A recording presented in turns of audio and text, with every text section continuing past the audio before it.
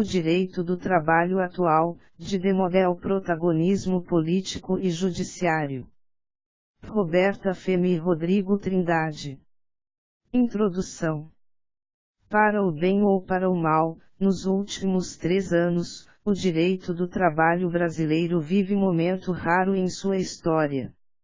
De indigitado vilão da economia e bastião do custo Brasil, passa a protagonista de polêmicos atos do Executivo, aceleradas alterações legislativas e já guarda assento cativo nas mais polêmicas pautas de julgamento do Supremo Tribunal Federal.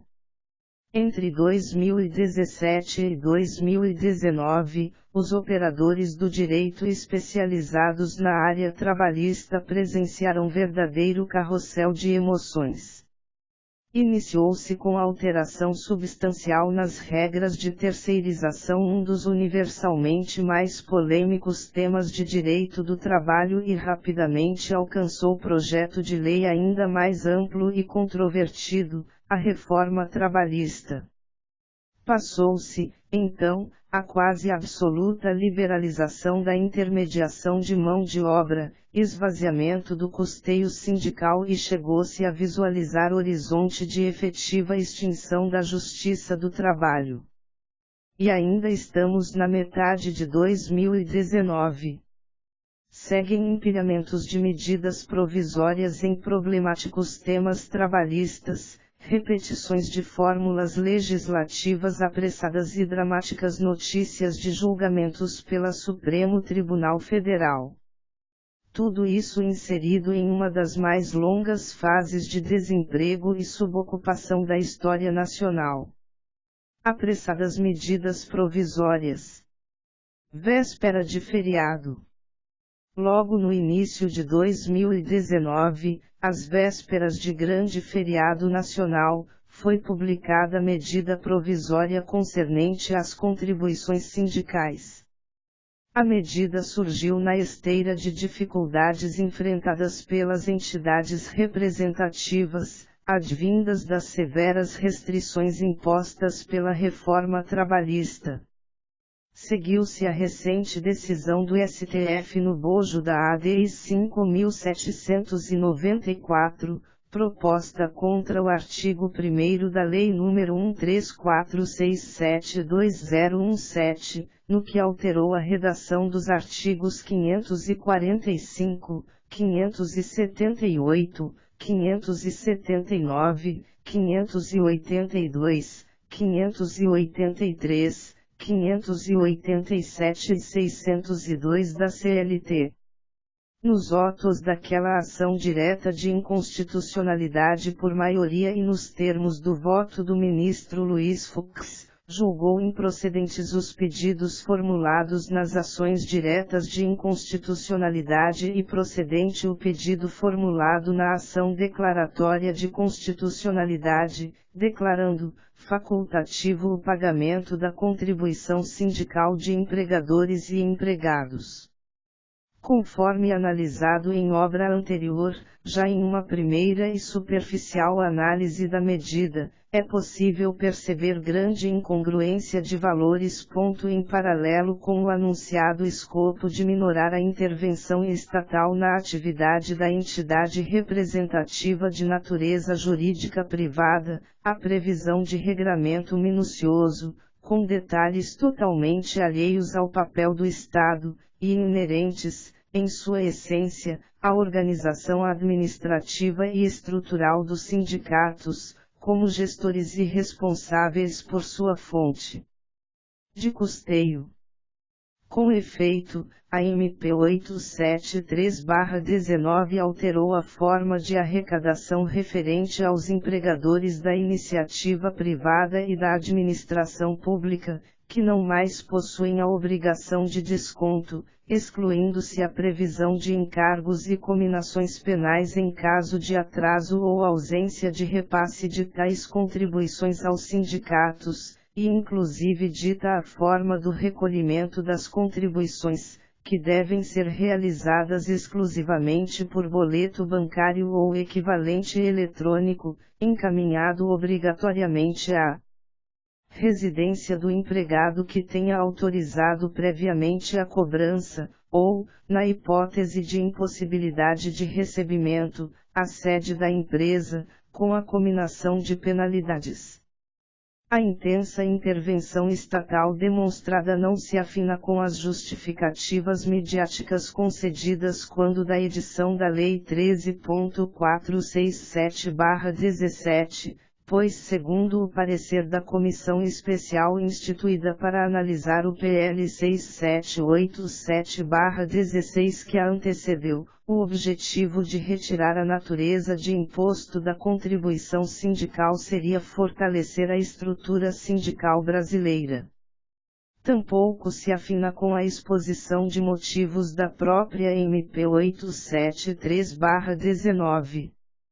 Em verdade, o Supremo Tribunal Federal, no julgamento emblemático da ADI 5.794, já havia firmado precedente cujos fundamentos, calcados na interpretação isolada dos preceitos atinentes à contribuição sindical facultativa, de fato deixaram embaçada a visão acerca da repercussão social da decisão.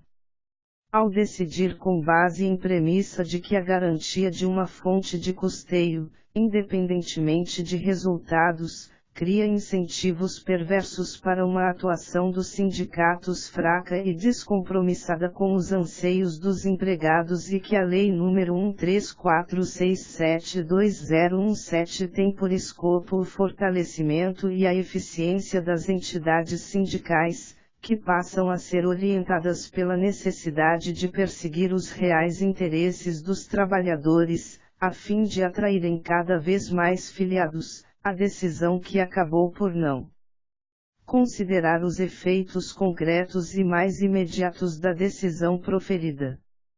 Em curto prazo, o que se verifica, por exemplo, é um panorama no qual aquele que não recolhe a contribuição sindical, não filiado, possui os mesmos benefícios obtidos por meio de negociação coletiva que aquele que a paga. A decisão apresenta repercussão social contrária àquela a que visava, na medida em que desestimula a filiação aos sindicatos, e torna bastante improvável o recolhimento. A MP 873/2019 teve seu prazo de validade expirado em 28/6/2019. Seguiu o mesmo caminho de outra polêmica medida provisória sobre direito do trabalho, a de número 808/2017, que não foi sequer analisada pelo Congresso Nacional. No diploma mais recente, não houve qualquer chance de discussão nos plenários das casas legislativas, a comissão mista que analisaria o texto não foi sequer instalada, e nem mesmo se reuniu para definir presidente e relator. Os efeitos advindos de sua vigência efêmera, bem como da insegurança jurídica e social na expectativa do regramento que irá se consolidar, contudo, deixarão suas marcas. Como resultado, o próprio governo federal já anunciou que pretende remeter projeto de lei para o Congresso para tratar da matéria. Mas a atuação do Executivo em matéria trabalhista não parou por aí.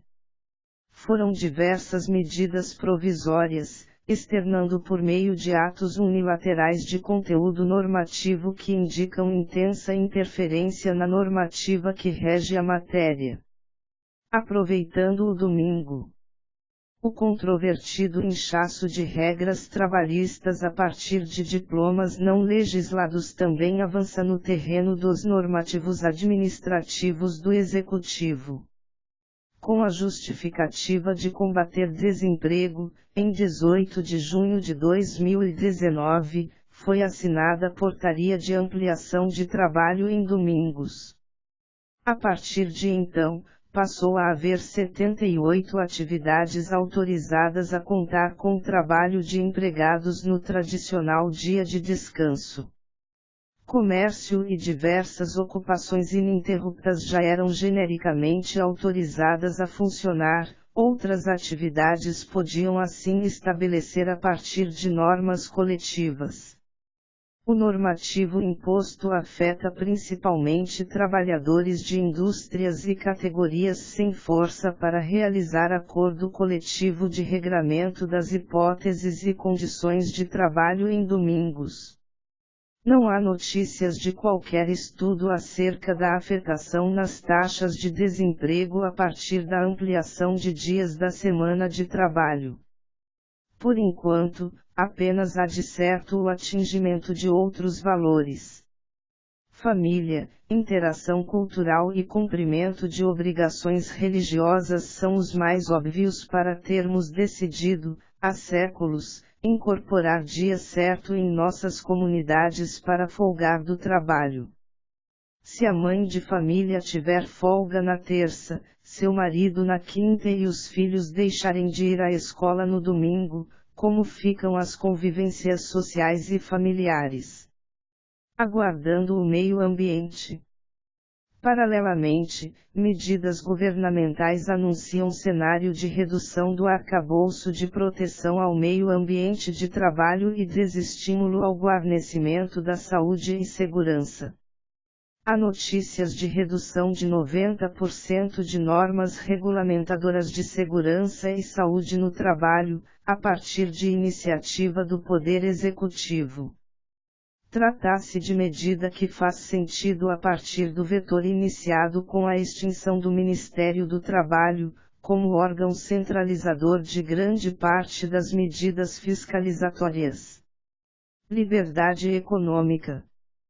Por fim, a medida provisória 881/19, dita MP da Liberdade Econômica, apresenta disposições de relativização de regras relativas à jornada de trabalho, dificulta a aplicação de multas a infratores da inspeção trabalhista e torna facultativa a instituição de organismo indispensável à segurança no ambiente do trabalho, a Comissão Interna de Prevenção de Acidentes, CIPA.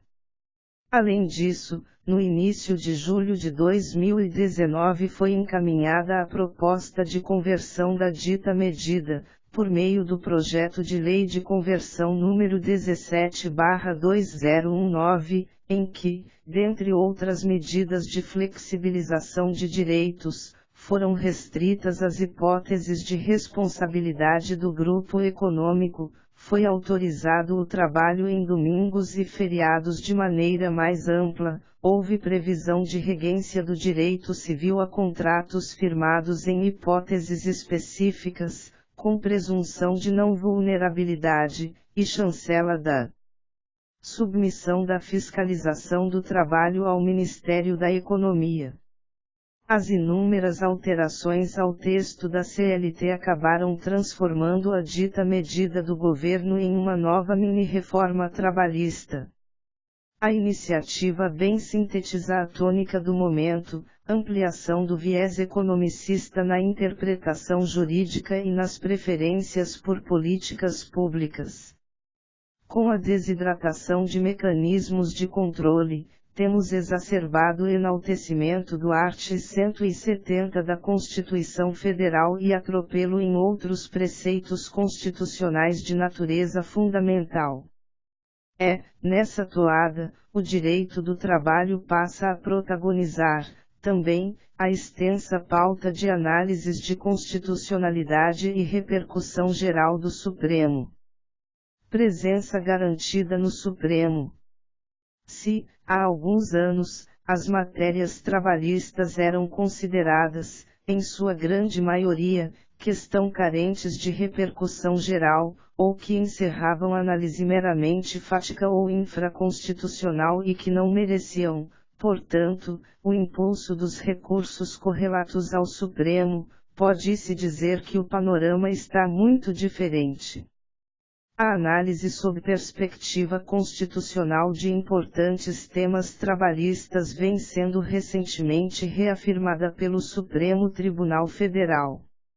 Nesse sentido, são importantes os temas 762, validade de norma coletiva de trabalho que fixa limite ao pagamento de horas in itinere inferior à metade do que seria devido em relação ao tempo efetivamente gasto pelo trabalhador no trajeto até o local do serviço. 357, redução do intervalo intrajornada e majoração da jornada de trabalho, no regime de turnos ininterruptos de revezamento, por negociação coletiva, e 931, cômputo como horas in itinere do tempo gasto pelo trabalhador para deslocar-se da portaria até o local do registro de sua entrada na empresa, todos do STF.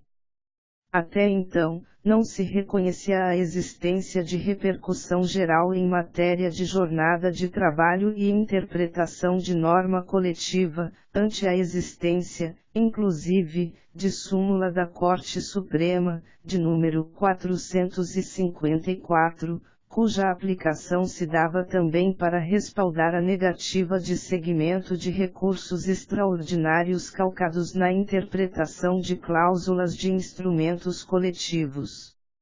Em 3 de maio de 2019, contudo, o Supremo, via plenário virtual, reconheceu a repercussão geral do tema negociado x-legislado, entendendo haver matéria constitucional envolvida, sob o tema de repercussão geral número 1046.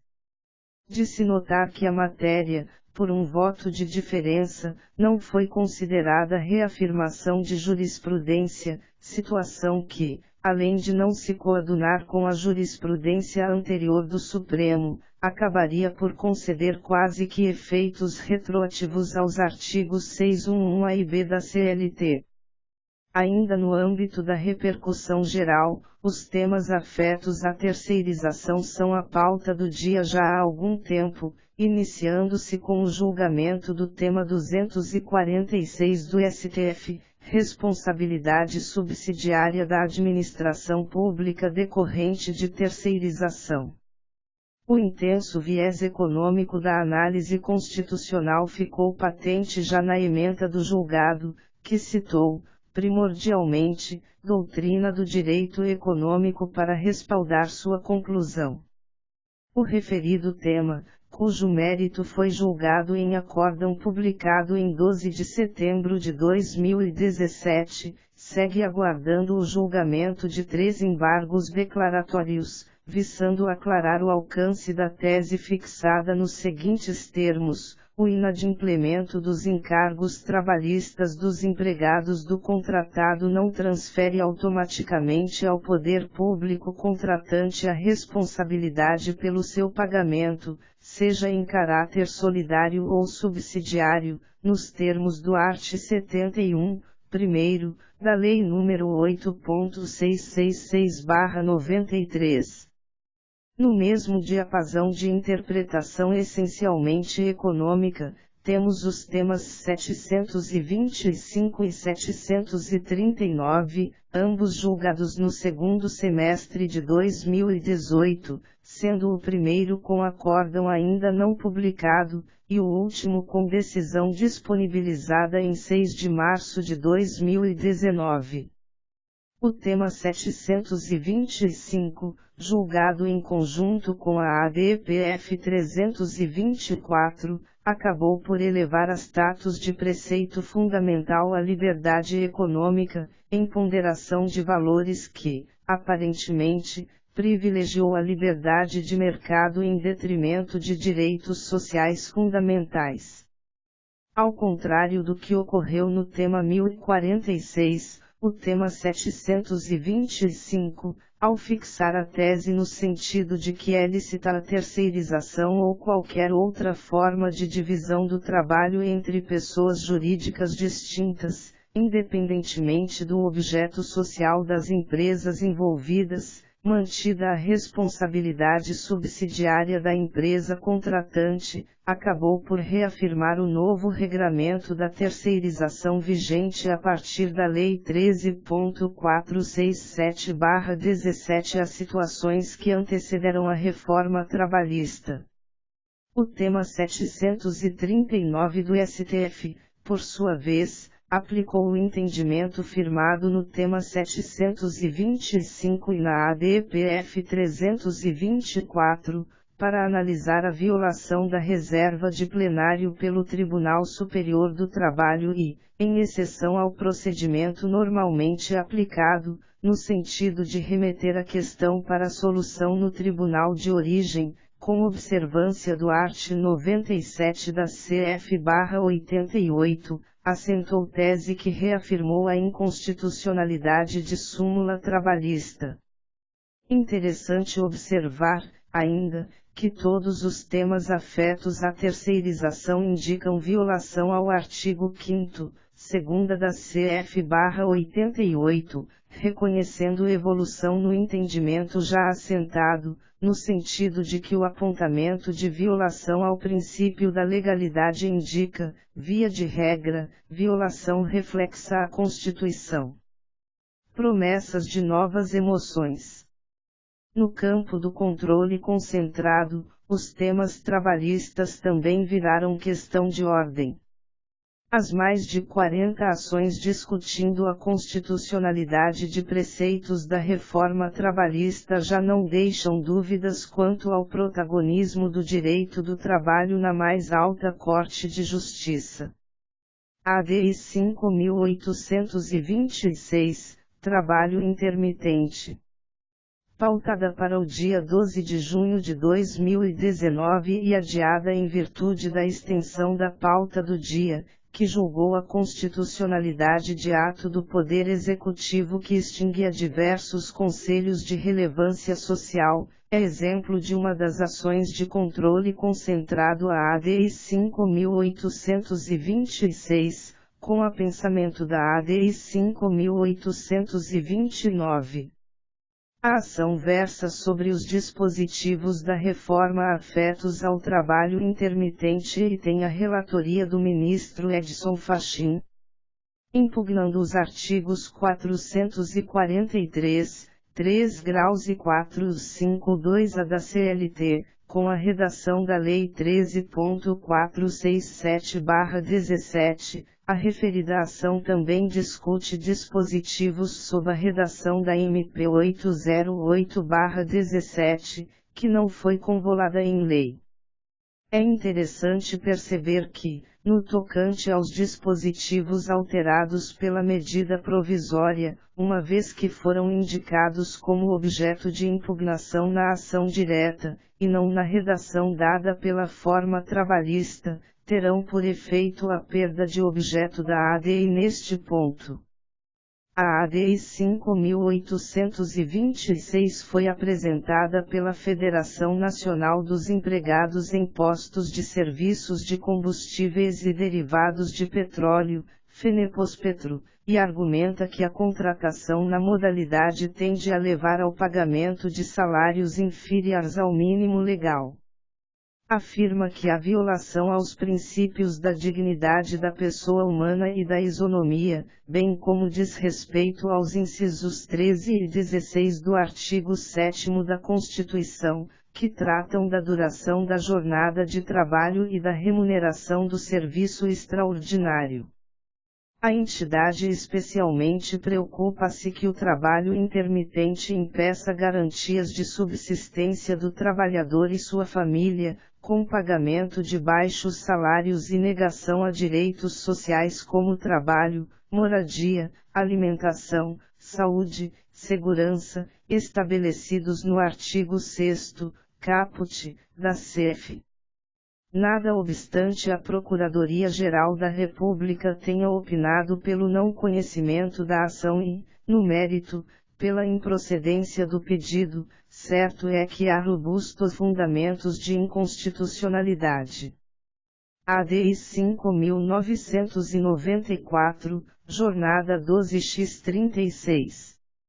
De relatoria do ministro Marco Aurélio, a ação trata da possibilidade de estipulação de jornada 12x36 por meio de acordo individual de trabalho.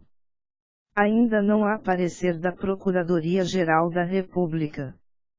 com iniciativa da Confederação Nacional dos Trabalhadores na Saúde, CNTS, argumenta-se na ADI 5.994 que, ao permitir a adoção de jornada de 12x36 por meio de acordo individual, a nova redação do artigo 59A da CLT viola o inciso X do artigo 7º da Constituição Federal, condicionador de disposição originada em norma coletiva. Defende o órgão de representação sindical que a ofensa ao princípio da vedação ao retrocesso no âmbito do direito do trabalho. Sob o ângulo do risco, aponta os efeitos danosos decorrentes da adoção, mediante acordo escrito individual, de jornada de trabalho ininterrupta, sem a intervenção das entidades sindicais. ADI 5.867, atualização do depósito recursal. Ainda a ADI 5.867, que trata das alterações no depósito recursal trazidas pela reforma trabalhista, de relatoria do ministro Gilmar Mendes. A Associação Nacional dos Magistrados da Justiça do Trabalho, ANAMATRA, autora da ADI 5.867, pugna que o depósito recursal não deve ser remunerado por atualização e juros da caderneta de poupança. Argumenta a oneração do processo trabalhista, na medida em que se trata de indexador deficiente e apenas beneficia a Caixa Econômica Federal, única recebedora dos depósitos recursais.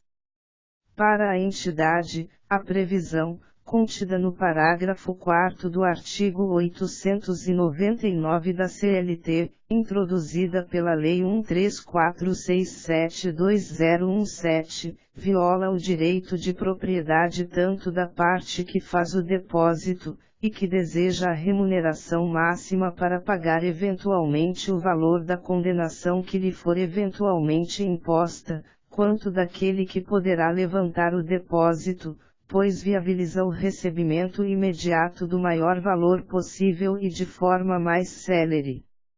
Já conta com parecer da Procuradoria-Geral da República opinando pelo conhecimento da ação e pela procedência parcial do pedido, para fins de declaração de inconstitucionalidade material da expressão com os mesmos índices da poupança, constante do art. 8994 graus, e, por arrastamento, da expressão pela taxa referencial, TR, divulgada pelo Banco Central do Brasil, conforme a Lei 8.177, de 1º de março de 1991, constante do art. 8797 graus, e do art. 39 da Lei 8.177/91.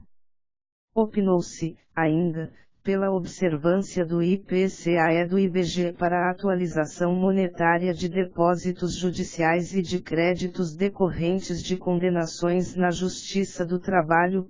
A ação foi liberada para inclusão em pauta plenária no dia 14 de junho de 2019. ADI 5.870, tarifamento de danos morais. A ADI 5.870, por sua vez, versa sobre os tetos estabelecidos para a indenização por danos morais, tem relatoria do ministro Gilmar Mendes, e também foi liberada para inclusão em pauta dia 14 de junho de 2019. Também de autoria da ANAMATRA, maneja-se nesta ADI argumentos de violação ao dever constitucional de reparação integral do dano. A entidade de representação da magistratura trabalhista afirma que, as novas regras ferem os princípios da isonomia, da independência funcional dos magistrados, da proteção do trabalho e da dignidade da pessoa humana. Com argumentos semelhantes, A Ordem dos Advogados do Brasil também se insurge contra a nova disposição infraconstitucional e busca, através da ADI 6069, declaração de inconstitucionalidade dos artigos 223-A e 223-G, parágrafos 1º e 2º, da CLT. O parecer da PGR se inclinou ao conhecimento da ação e procedência do pedido, com a declaração da inconstitucionalidade do art. 223-G 1 graus e 234 da CLT e, por arrastamento, sugere sejam também declarados inconstitucionais os parágrafos 2º e 3º do art. 223-G e os arts. 223-A e 223-C da CLT, todos com redações inseridas pela Lei 13467-2017. ADI 5766, Honorários sucumbenciais. A ADI 5766 trata de alcance da gratuidade de justiça e consequente cobrança de honorários sucumbenciais do beneficiário da assistência judiciária gratuita. Foi apresentada pela Procuradoria-Geral da República. Em seu voto, o ministro Roberto Barroso reconheceu haver razoabilidade na nova disposição infraconstitucional. Julgou parcialmente procedente a ação direta de inconstitucionalidade, para assentar interpretação conforme a Constituição, consubstanciada nas seguintes teses: 1. O direito à gratuidade de justiça pode ser regulado de forma a desincentivar a litigância abusiva, inclusive por meio da cobrança de custas e de honorários a seus beneficiários. 2. A cobrança de honorários sucumbenciais do hipossuficiente poderá incidir, sobre verbas não alimentares a exemplo de indenizações por danos morais, em sua integralidade, e, 2, sobre o percentual de até 30% do valor que exceder ao teto do regime geral de previdência social, mesmo quando pertinente a verbas remuneratórias. 3. É legítima a cobrança de custas judiciais, em razão da ausência do reclamante à audiência, mediante prévia intimação pessoal para que tenha a oportunidade de justificar o não comparecimento. Após o voto do ministro Edson Fachin, julgando integralmente procedente a ação, pediu vista antecipada dos votos o ministro Luiz Fux, no plenário de 10 de maio de 2018. A referida ação declaratória guarda julgamento final, embora o voto do ministro relator já tenha reforçado a tendência atual de presunção de demandas frívolas na Justiça do Trabalho, sem observância da intensa cultura de descumprimento das obrigações trabalhistas, não raro por grandes litigantes reiterados e costumeiros nos tribunais trabalhistas. Houve, todavia, voto de divergência do ministro Edson Fachin, definindo-se pela procedência do pedido. Ressaltou que os dispositivos introduzidos pela reforma trabalhista reduzem o direito fundamental à assistência judicial gratuita e o direito fundamental de acesso ao judiciário. Por consequência, as restrições impostas esvaziam oportunidades dos trabalhadores em demandar na Justiça do Trabalho. Para ele, forma-se imposição de barreiras que tornam inacessíveis os meios de reivindicação judicial de direitos a hipossuficientes econômicos. ADI 6002, liquidação de pedidos na petição inicial. Em sentido mais atento às peculiaridades do processo do trabalho, caminha a ADI 6002, da relatoria do ministro Ricardo Lewandowski e que trata do valor do pedido na petição inicial. Nesta ação direta de inconstitucionalidade, o parecer da PGR indicou o conhecimento da ação e, no mérito, a procedência parcial do pedido para que se confira ao art. 841 e 3º da CLT interpretação conforme a Constituição, no sentido de que a petição inicial em processo do trabalho deve conter uma estimativa dos valores dos pedidos nela formulados que não limita a sua liquidação, ou execução e no sentido de que a extinção do processo, sem resolução de mérito, seja precedida de oportunidade de correção do vício processual sanável. ADI 6.142, dispensa coletiva. No final de maio de 2019, foi ajuizada a ação direta de inconstitucionalidade tendo por objeto o artigo 477-A da CLT, discutindo a não obrigatoriedade da autorização prévia de entidade sindical para a efetivação de dispensas imotivadas individuais, plurimas ou coletivas. Tombada sob o número 6.142 e sob a relatoria do ministro Edson Fachin, a ação em controle concentrado faz ressurgir discussão antiga acerca da necessidade da negociação coletiva na dispensa em massa de trabalhadores, matéria objeto do tema de repercussão geral 638, cujo mérito ainda não foi julgado, e traz em seu bojo o debate sobre a denúncia da Convenção 158 da OIT. ADI 6092, Financiamento Sindical. Por fim, no caso da MP 873/19, em decorrência dos visíveis e inúmeros vícios aparentemente contidos, rapidamente o STF se viu instado a se manifestar em sede de controle concentrado, por meio de diversas ações diretas de inconstitucionalidade em relação ao tema. Inauguradas pela ADI 6092, mais direcionado à previsão que afeta os sindicatos de trabalhadores no serviço público, seguida, com o mesmo viés, das AD 6093, 6099 e 6104. Em enfoque mais abrangente, foram tombadas sob os números 6098, 6101, 6105, 6107 e 6018 outras ações diretas de inconstitucionalidade, calcadas, dentre outros fundamentos, em suposta violação aos artigos 1º, 5º, 17, 18, SV, 7º, XXVI, 8º, caput, e 4ª, V, 37, 6ª da Constituição Federal. O STF já assentou entendimento no sentido de que a análise da constitucionalidade de medidas provisórias possui caráter excepcional, e se justifica quando há abuso por parte do chefe do Poder Executivo, em relação à ausência dos requisitos da urgência e relevância. Nesse sentido, ADI 4717, relator, amém.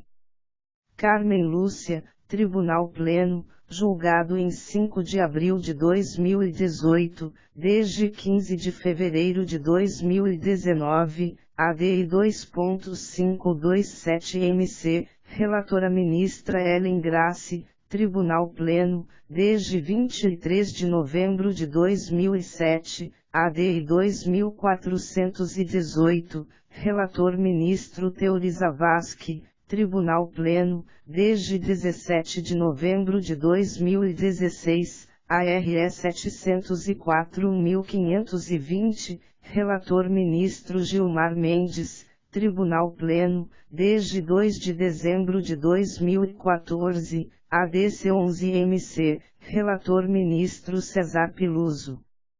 Contudo, caducando a medida provisória 873/19, perderão o objeto as ações diretas de inconstitucionalidade ajuizadas. Há uma luz ao fim do túnel. Ante a todo o panorama exposto, ainda pode haver luz no fim do túnel dos direitos sociais.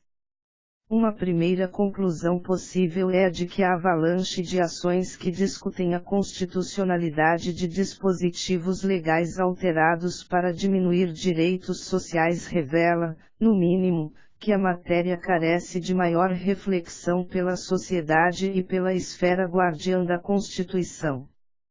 Por outro lado, não se ouve de que, mesmo nas situações já citadas em que privilegiado o aspecto econômico, ainda se pode perceber a inafastabilidade dos direitos fundamentais do trabalho, como cláusulas pétreas constitucionais irrenunciáveis.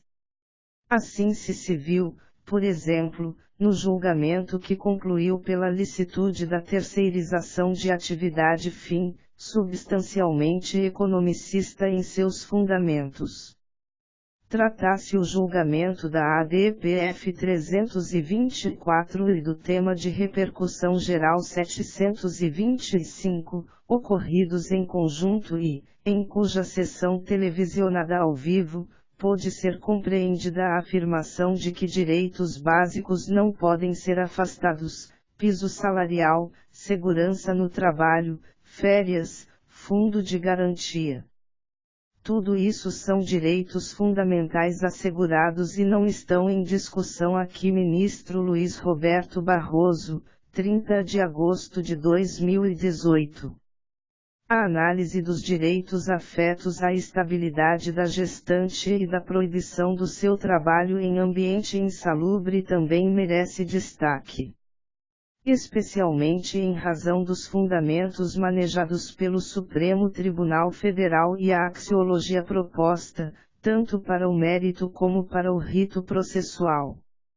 No caso da ADI 5.938, por despacho de 8 de maio de 2018, o ministro relator designado adotou o rito do art. 12 da Lei 98681999, atinente a rito abreviado para as ações de controle concentrado de constitucionalidade. Em 3 hipóteses, o plenário da Corte analisa diretamente o mérito, sem a prévia análise da liminar. O ministro Alexandre de Moraes considerou a adoção do rito incomento diante da relevância da matéria constitucional suscitada e de seu especial significado para a ordem social e a segurança jurídica. Vale dizer, ao definir o rito diminuto em suas etapas, a Corte Constitucional opta por medida que, além de permitir uma decisão definitiva da controvérsia constitucional em curto espaço de tempo, permite que o tribunal delibere, de forma igualmente definitiva, sobre a legitimidade de medidas provisórias, antes mesmo que se convertam em lei, conforme definiu o também ministro do STF Gilmar Mendes em artigo que comentava, como advogado-geral da União, a então novel Lei 9.868/99. Não por acaso, a mesma opção foi feita pela Corte Suprema na quase totalidade das ações de controle concentrado aqui citadas, versando sobre outros dispositivos alterados pela reforma trabalhista. No caso da ADI 5.766, relativa à gratuidade de justiça e cobrança de honorários sucumbenciais do beneficiário da assistência judiciária gratuita, muito embora o relator, ministro Roberto Barroso, não tenha determinado expressamente a aplicação do rito abreviado para a ação de controle concentrado citada, a abertura de prazo para manifestações com posterior inclusão do processo em pauta para julgamento do mérito, iniciado em maio de 2018, antes da análise da cautelar requerida, acabou por indicar. Na prática, a observância do iter procedimental previsto no art. 12 da Lei 9.868/99. Interessante observar que, no último caso citado, o ministro Barroso acatou o ingresso de entidades que fizeram o requerimento de ingresso após o pedido de pauta, excepcionalmente, tendo em vista a importância de assegurar que o debate abranja os múltiplos pontos de vista que a questão suscita. A fundamentação utilizada pelo ministro do Supremo bem expressa a motivação similar para a determinação do rito abreviado em todos os demais casos citados envolvendo dispositivos da reforma trabalhista, a relevância social da matéria, face à possibilidade de retrocesso social trazida, e, mais importante, a necessidade de se suprir com a manifestação do Supremo a ausência de um diálogo social abrangente em todos os seus múltiplos pontos de vista, situação olvidada pelo legislador quando da rápida aprovação da Lei 13.467/17.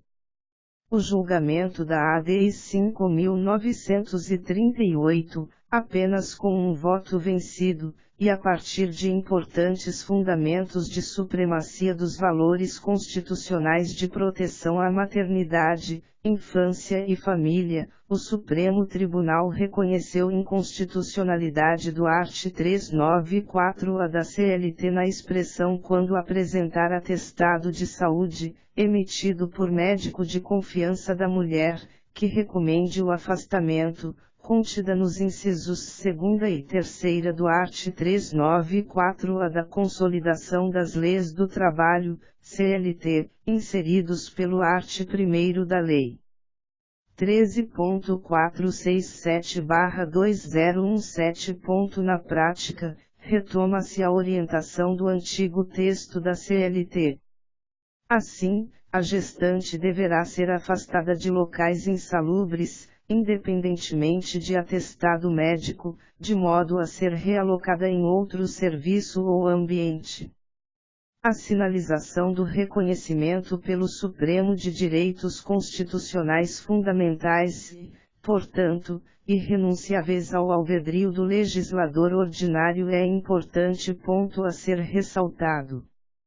No caso citado, o ministro Alexandre de Moraes ressaltou que a proteção à maternidade e a integral proteção à criança constituem direitos irrenunciáveis, não podendo, portanto, ser afastados pelo desconhecimento, impossibilidade ou a própria negligência da gestante ou lactante em juntar um atestado médico, sob pena de prejudicá-la e prejudicar o recém-nascido.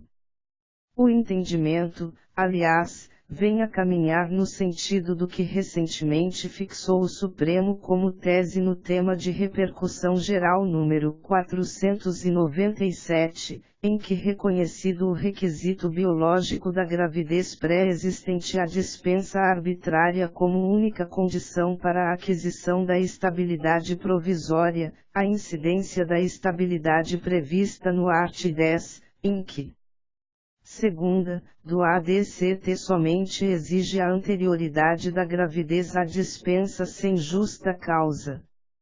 Conclusões.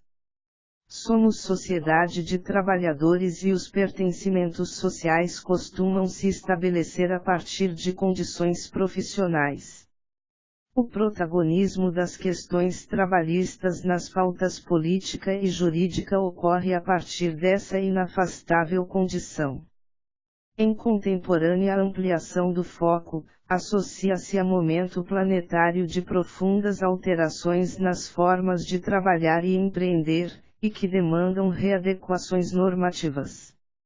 A prolongada crise econômica brasileira eleva a importância das discussões nacionais sobre balizadores essenciais do direito do trabalho.